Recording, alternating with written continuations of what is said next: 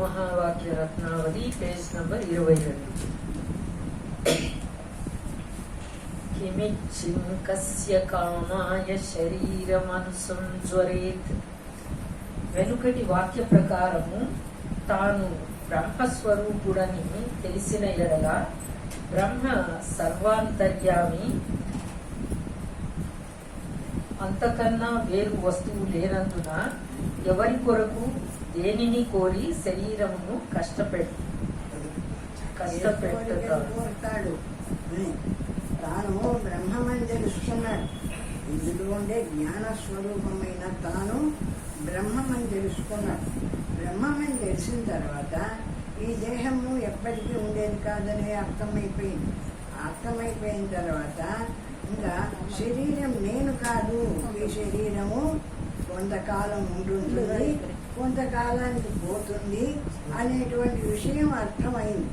ఇందులో ఉండే బ్రహ్మస్వరూపమైన నేను ఎప్పటికీ ఉండేటువంటి వాణ్ణి, శాశ్వతమైనటువంటి వాణ్ణి అని తెలుసుకున్నాడు.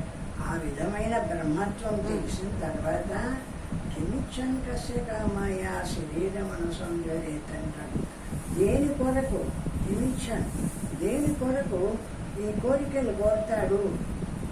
దేహం నేను కాదని తెలిసిపోయా, ఇందులో ఉన్న పరమాత్మ నేను అని తెలిసా, బ్రహ్మ మాత్రంగా నిలబడుతున్నాడు. వీడికి ఇంకా ఏం కోరికలు ఉంటాయి?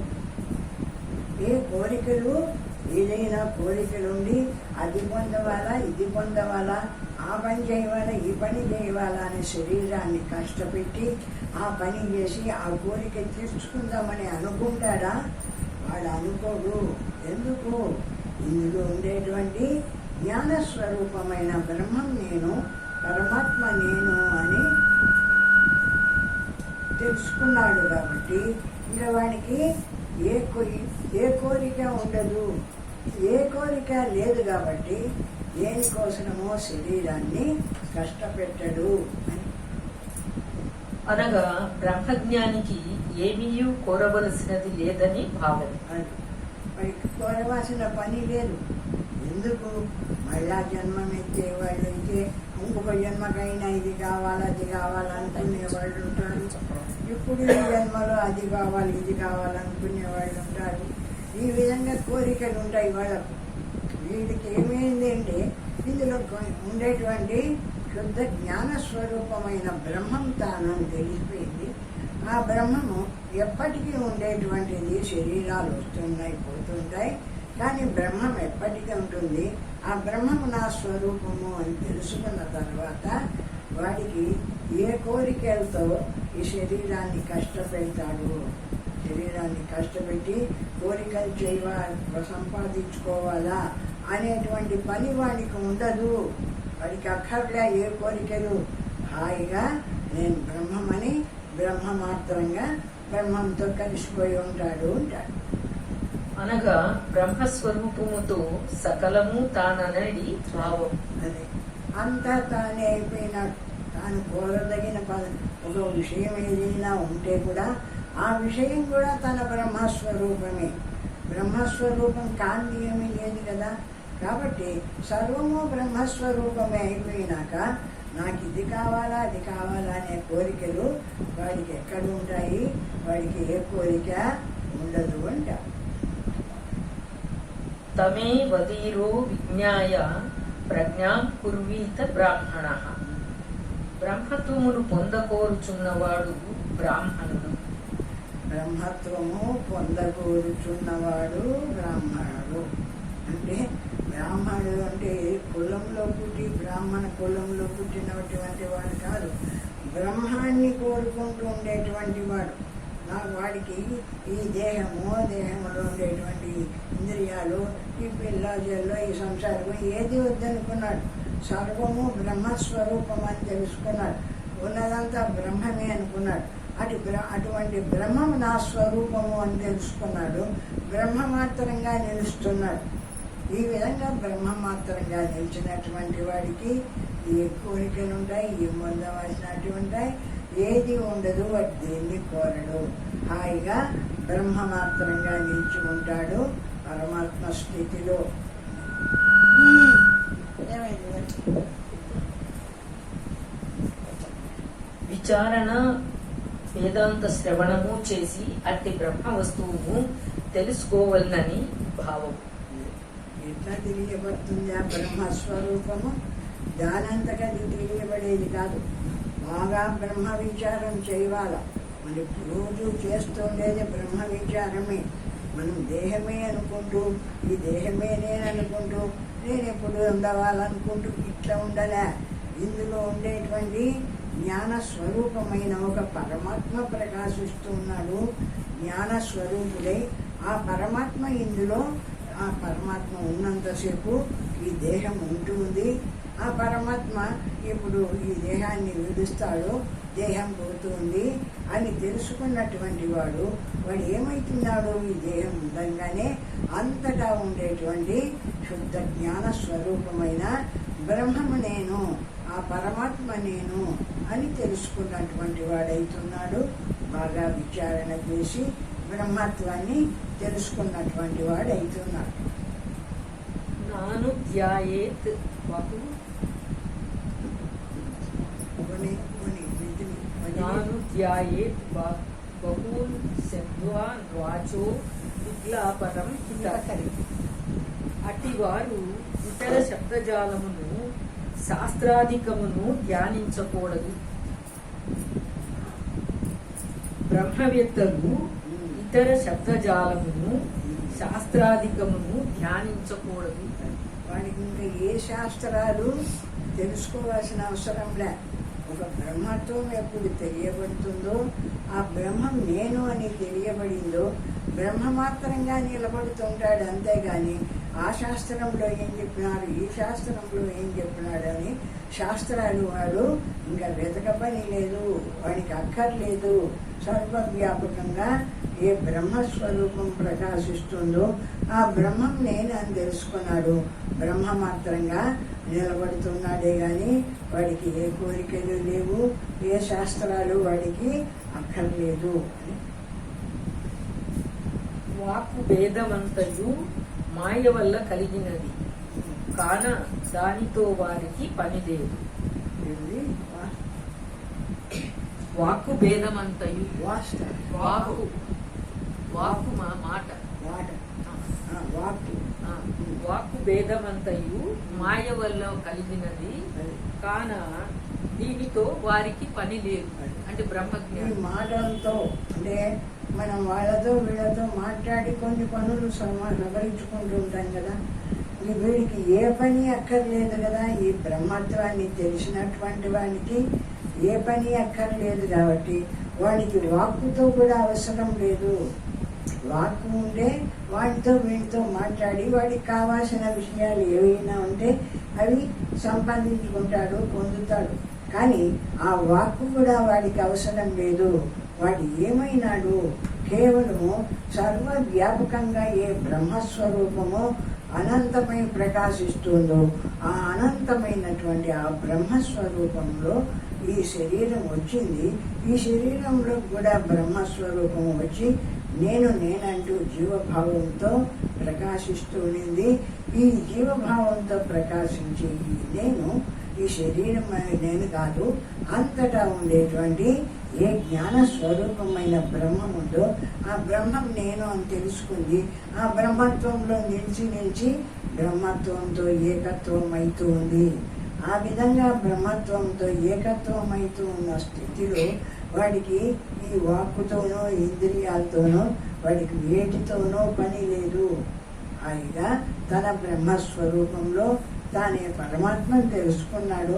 పరమాత్మగా నిలిచి ఆనందిస్తూ ఉంటాడు శరీరం ఉన్నంత వరకు. అన్య శబ్దముల శ్రవణము ఉచ్చారణము మాయా మాత్రము వ్యక్తమని భావించవలను. ఇతర శబ్దాలన్నీ ఉన్నాయి. వాళ్ళతో మాట్లాడడం, వీళ్ళతో మాట్లాడడం లేదు. ఇంకా జ్ఞానాన్ని పొందవాలనుకున్నవాడు కూడా అక్కడ ఏం చెప్తున్నారో విందాం, ఇక్కడ ఏం చెప్తున్నారో విందామని ఆ శాస్త్రాలు ఈ శాస్త్రాలు అంత ఉపన్యాసాలు అవి చెప్తుంటారు కదా. అటువంటి శాస్త్రాలన్నీ వినవాలా అనుకున్న వాడికి ఆ వాక్కుతో అవసరం ఉంది, కానీ నాకు ఏది వద్దనుకున్న వాడికి నిజంగానే మౌనమే శరణ్యం. అక్కడ ఏది అనుకోడు.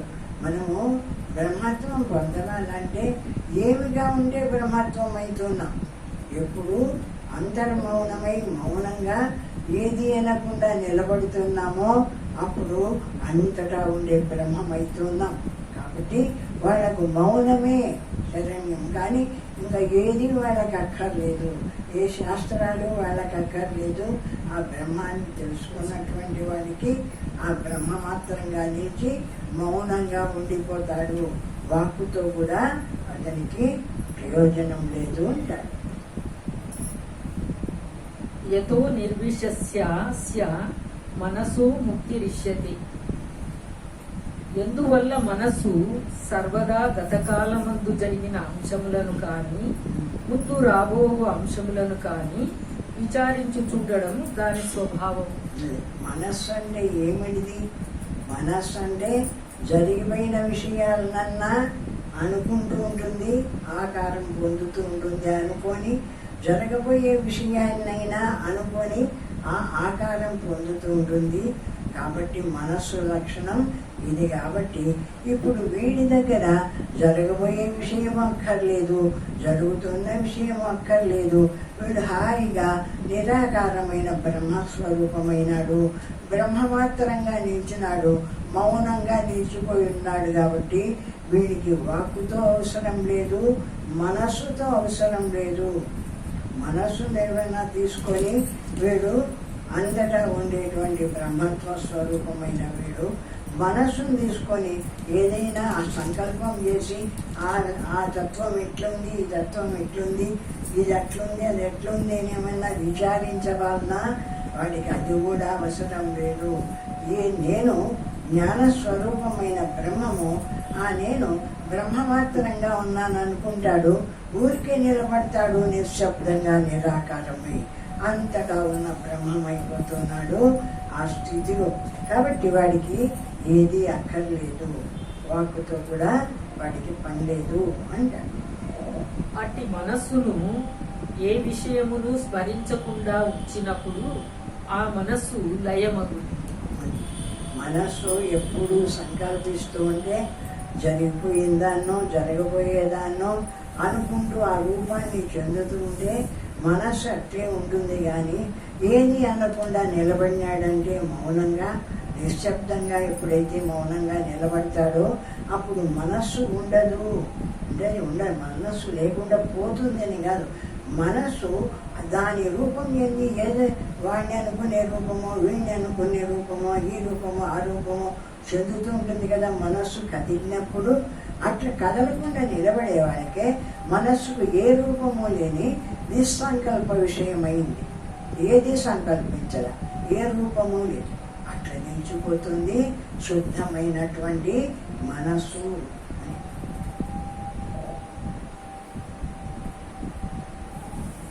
అట్టి మనస్సును ఏ విషయమును స్మరించకుండా ఉంచినప్పుడు ఆ మనస్సు లయమగును, అది ముక్తి అనిపించుకును.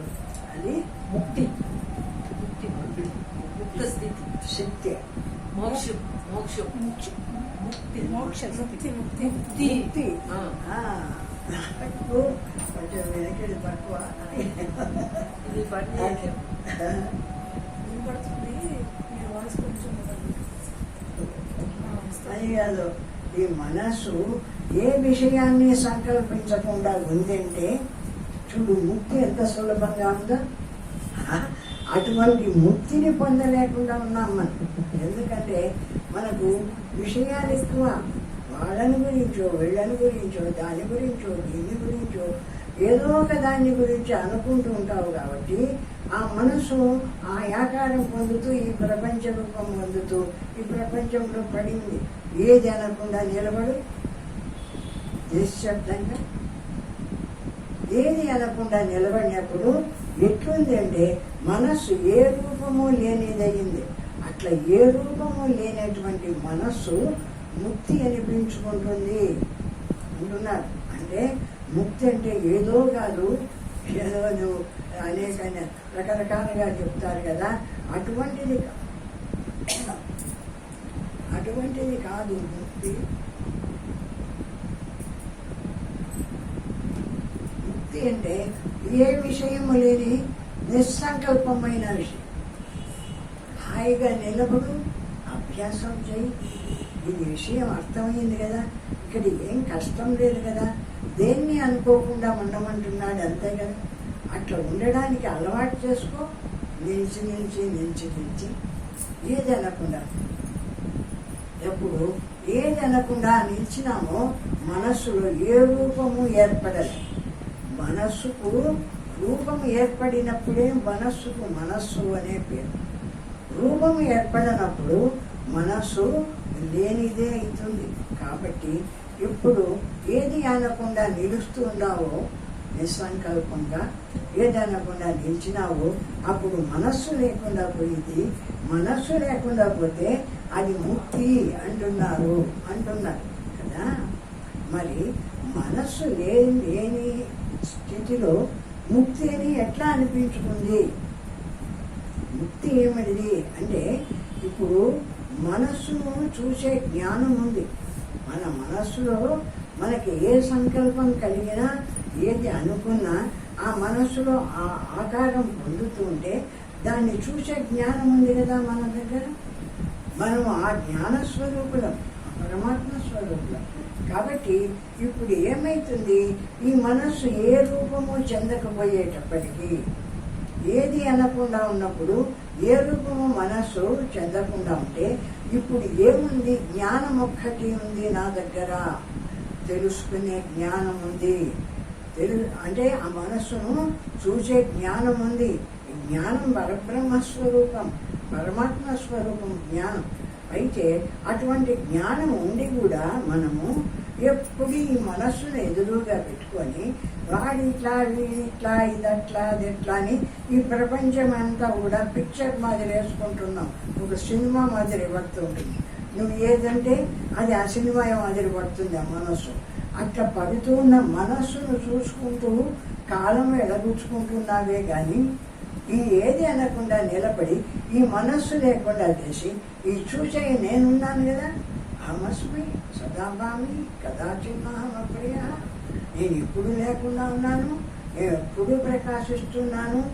నేను లేకుండా పోను, జ్ఞానమైన నేను లేకుండా పోను. మనస్సు లేకుండా పోతుంది, బుద్ధి లేకుండా పోతుంది. కడాబడి గాఢ నిద్రలోకి పోయినప్పుడు కూడా అన్నీ ఉడిగిపోతున్నాయి, కానీ నేను ప్రకాశిస్తున్నాను.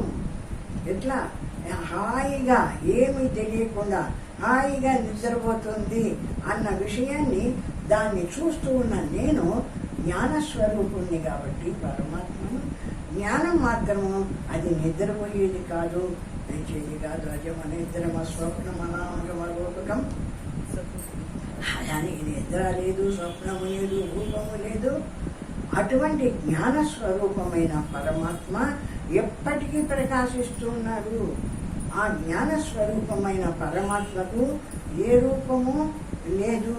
నిరాకారంగా సర్వాన్ని తెలుసుకుంటూ ఉండేటువంటి శుద్ధ జ్ఞానస్వరూపంగా ప్రకాశిస్తున్నాడు. ఆ జ్ఞాన స్వరూపంగా ప్రకాశిస్తున్న ఆయన ఎదురుగా ఈ మనస్సు ఉందే, ఇది వాడిని అనుకొని వీడిని అనుకొని అది అనుకొని ఇది అనుకొని ఎప్పుడు ఈ ప్రపంచాన్ని అంతా భావించి ఒక రూపం పొందుతూ దానికి ఎదురుగా ఉంది. ఆ రూపం పొందుతూ ఉంటే ఈ చూసే జ్ఞానము దాన్ని చూస్తూ ఉంది. దీనికి పూర్ణంగా జ్ఞానం లేదు కాబట్టి ఆ చూచే ఆ మనస్సు రూపం చెందుతుంది. అదే నేను అనుకుంది అజ్ఞానం చేత. అదే నేను అనుకుని రూపం పొందుతుండే ఆ మనస్సే నేను అనుకుంది. నేను ఇట్లా కష్టపడుతున్నాను, నేను ఈ విధంగా ఉంటున్నాను, వాడు నన్ను ఇట్లనా వీడులా అట్లనే ఈ విధంగా దాంతో ఏకమవుతుంది. ఎప్పుడు జ్ఞానాన్ని తెలుసుకున్నటువంటి ఆ దేవుడికైతే వదిలేస్తుంది. ఇప్పుడు ఏది మనస్సు ఏది అనలేదు కదా, ఏ రూపము చెందలేదు కదా. నేను చూడు శుద్ధంగా జ్ఞానమాత్రంగా ఎట్లున్నానో బ్రహ్మమాత్రంగా ప్రకాశిస్తున్నాను. ఈ నేను బ్రహ్మము, ఈ నేను పరమాత్మను అని ఆ జ్ఞానం ఒక్కటే ఉంటుంది. కాబట్టి ఆ స్థితిలో అది దేన్ని చూడలేదు కాబట్టి జ్ఞానం ఒక్కటి ఉన్నప్పుడు జ్ఞానము పరమాత్మ స్వరూపం కాబట్టి అదే ముక్తి స్వరూపం కాబట్టి ముక్తిగా నిలబడుతున్నాడు.